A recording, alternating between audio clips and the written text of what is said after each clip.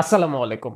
তো বর্তমান কম্পিউটার মার্কেটে এভারেজ কনজিউমারদের জন্য 512 জিবির যে এসএসডি সেগমেন্ট আছে, এখানে মোটামুটি সব ধরনের নামি দামি ব্র্যান্ডের এসএসডি গুলো প্রায় 5,000 থেকে 10,000 টাকার মধ্যে বিলং করতেছে।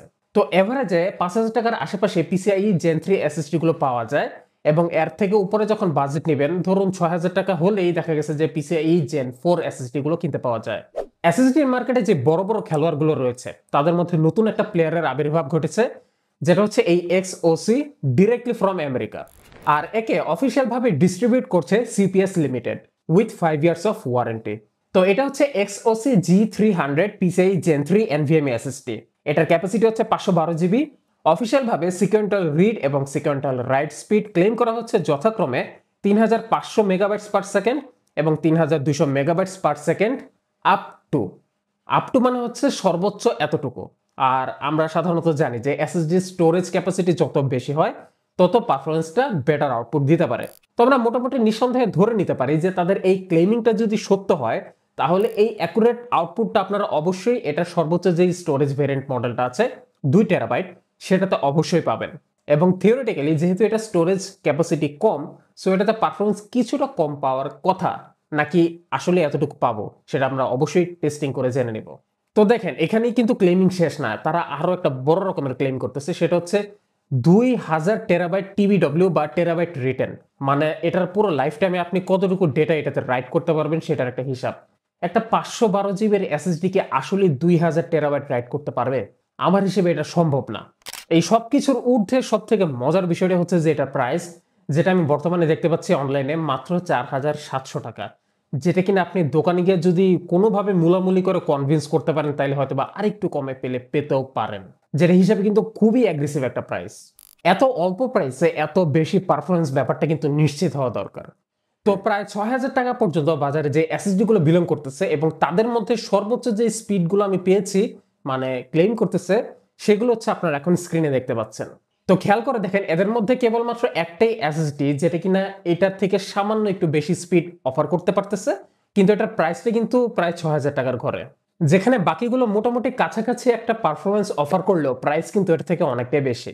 সো প্রাইস ব্র্যাকেটটা যদি এবার আমি একটু শর্ট করে আনি, অর্থাৎ এটার প্রাইস সেগমেন্ট হিসেবে 5,000 টাকার বাজেটের মধ্যে যদি এসএসডি খুঁজি, দেখা যাবে কেউই এটার ধারে কাছেই নাই। তো চলেন দেখি এটা আনবক্সিং করে এটার ভেতরে কি কি আছে। আনবক্সিং করতে করতে বলে রাখি, XOC হচ্ছে এক্সট্রিম ওসি ব্র্যান্ড নেমের শর্ট ফর্ম। তারা পিসি কম্পোনেন্টস নিয়ে কাজ করে মূলত, যেমন RAM, SSD, monitor, power supply, এবং brand origin United States of America. তো বক্সটা খুলে এটার ভেতরে এসএসডি ছাড়া আর কিছুই পেলাম না। That's it. XOC তাদের ওয়েবসাইটে ক্লেম করতেছে world's highest TBW in its class. তো একটা 500 জিবির এসএসডি তো 2000 টেরাবাইট রাইট করতে পারার কথা না, তাই না? তো ফ্যাক্ট হচ্ছে যে এই 2000 টেরাবাইট আপনার রাইট করতে পারবেন এইটার 2 টেরাবাইট ভেরিয়েন্টে, আর এই 512 জিবির ভেরিয়েন্টে আপনারা রাইট করতে পারবেন 530 টেরাবাইট। এবার একটু হিসাবটা ঠিক আছে, বাট স্টিল 512 জিবির মধ্যে এইটা আমার দেখা ওয়ান অফ দি হাইয়েস্ট। কেননা টিপিক্যালি আমি দেখতে পাই যে 350 থেকে 400 টেরাবাইট পর্যন্ত ম্যাক্সিমাম রাইট করতে পারে 500 জিবির যে এসএসডি গুলো আছে বাজারে, সেখানে 530 টেরাবাইট কিন্তু অবশ্যই সবার থেকে এগিয়ে আছে। আর এই ব্যাপারটা টেস্ট করে সত্যতা জানার ব্যাপারটা আসলে খুবই লেন্দি একটা প্রসেস, এবং আমার পক্ষে এই মুহূর্তে এটা টেস্ট করা সম্ভব না। ক্যাশিং এর জন্য এই এসএসডিতে কোনো প্রকার ডেডিকেটেড DRAM ক্যাশ নাই, তবে আছে HMB বা হোস্ট মেমোরি বাফার নামক একটা টেকনোলজি, যেটা আপনার পিসিতে থাকা র্যামটাকেই এটার ক্যাশিং এর জন্য ব্যবহার করে থাকে। এসএসডির উপরে স্টিকারটা খুলে এখানে দেখতে পেয়েছি ম্যাক্সিও কন্ট্রোলার ব্যবহার করা হয়েছে। ম্যাক্সিওর এই কন্ট্রোলারটা বেশ high read and write speed control করতে পারে। এটার যে 1 টেরাবাইট বা 2 টেরাবাইট ভেরিয়েন্ট আছে, সেগুলোর ক্ষেত্রে দেখতে পাবেন যে এই স্লটগুলো আবার ফিল আপ হয়ে আছে। আর এই ন্যান্ড চিপটা তৈরি করেছে SK হাইনিক্স, এবং তাদের এই মেমোরি সেলের স্পেশালিটি হচ্ছে যে এটাতে 176টা TLC মেমোরি সেলের লেয়ার আছে। তাছাড়া এটার 512 জিবি স্টোরেজ থেকে ভেতরে আমরা ফরম্যাট করে পেয়েছি 476.92 GB in total. SSD K test করেছি এই মেশিনে, এবং এই মেশিনের স্পেসিফিকেশন হচ্ছে Core i5 13500 processor, MSI Pro B760M motherboard, 32 GB DDR5 RAM, 1 terabyte Samsung PM9A1 এর সিস্টেম স্টোরেজ এবং RTX 3070 GPU। সো আমার হিসেবে এই সিস্টেমে কোন প্রকার কম্প্যাটিবিলিটি ইস্যু থাকার সম্ভাবনা নাই। চলে আসে সিনথেটিক বেঞ্চমার্ক রেজাল্টে। ক্রিস্টাল ডিস্ক মার্ক দিয়ে প্রথমে 1 জিবি ফাইল সাইজের টেস্ট করেছি, যেখানে রেজাল্ট পেয়েছি sequential read speed 3531 megabyte per second এবং sequential write speed 3040 megabytes per second.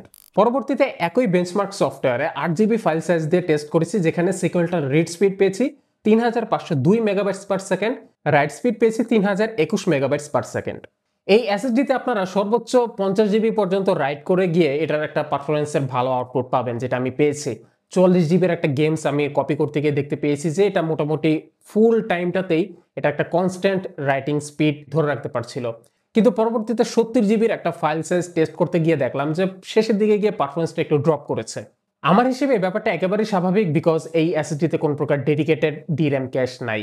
আর তাছাড়া আমরা আমাদের দৈনন্দিন জীবনে একটা কম্পিউটারকে ঠিক যেভাবে ব্যবহার করি সেই হিসেবে এটাতে আপনারা কোন প্রকার পারফরমেন্স ড্রপ নোটিস করবেন না। তো এই এসএসডিকে আমি সপ্তাহখানেক যাবত আমার নিজের পার্সোনাল সিস্টেমের একটা মেইন স্টোরেজ ড্রাইভ হিসেবে ব্যবহার করতেছি, এবং এই সময়টাতে আমি বিভিন্ন রকমের গেমস ডাউনলোড করেছি, বড় বড় ফাইল মুভ করেছি, এবং আমি কোন প্রকার হিকআপ বা স্টাটারিং নোটিস করি নাই, আনলেস আমি যখন 70 বা 80 জিবির ফাইল সাইজে যাচ্ছিলাম। তো এই 70-80 জিবি বা 100 জিবির ফাইল সাইজ নিয়ে কারা কাজ করে, যারা আসলে একটু প্রফেশনাল কাজ করে, যেমন ধরুন ভিডিও এডিটিং অথবা এই রিলেটেড অন্য যে কোনো কাজ। এইটা বরং জেনারেল ইউজারদের জন্য, যারা আসলে খুব বেসিক কাজের জন্য কম্পিউটার কিনে থাকে অথবা মোটামুটি ইন্টারমিডিয়েট লেভেলের কিছু স্কিলফুল কাজ করে থাকে। তো তাদের জন্য এই এসএসডিটা বেশ ভালো একটা পারফরমেন্স আউটপুট দিবে, এবং একজন জেনারেল ইউজারের জন্য এটা মোর দেন এনাফ পারফরমেন্স আউটপুট দিতে পারার ক্ষমতা রেখেছে। একই সাথে প্রাইস সেগমেন্ট হিসেবেও বাজারে অন্য যে সকল এসএসডি গুলো রয়েছে তাদের থেকে বেটার পারফরমেন্স আউটপুট দিতে পারছে এই এসএসডিটা।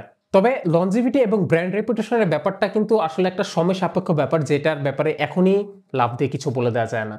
আরো লম্বা সময় যাক, দেখা যাক এই ব্র্যান্ডটা বাজারে কতদিন পর্যন্ত সাস্টেইন করতে পারে এবং তাদের প্রোডাক্ট দিয়ে ইউজারদেরকে ঠিক কতটুকু মন খুশি রাখতে পারে।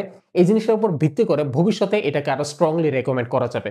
তবে এই মুহূর্তে আমার টেস্ট রেজাল্ট এবং পার্সোনাল ইউজার এক্সপিরিয়েন্স থেকে বলতেই হয় এটা বাজেটের মধ্যে ইজি একটা চয়েস। সো আপনারা যারা এই মুহূর্তে নতুন পিসি বিল্ড করছেন, ধরুন 40-50 বা 60,000 টাকার বাজেট বা 1 লক্ষ টাকার বাজেটে, তারা অবশ্যই এই এসএসডিটাকে একটা সুযোগ দিয়ে দেখতে পারেন। সো ভিডিওটি আজকে এখানেই শেষ করছি। যদি ভালো লাগে then hit the like and don't forget to subscribe. ইনশাআল্লাহ ভবিষ্যতে আরো নতুন নতুন ভিডিও নিয়ে হাজির হতে যাচ্ছে। টিল দেন সবাই ভালো থাকবেন। আল্লাহ হাফেজ।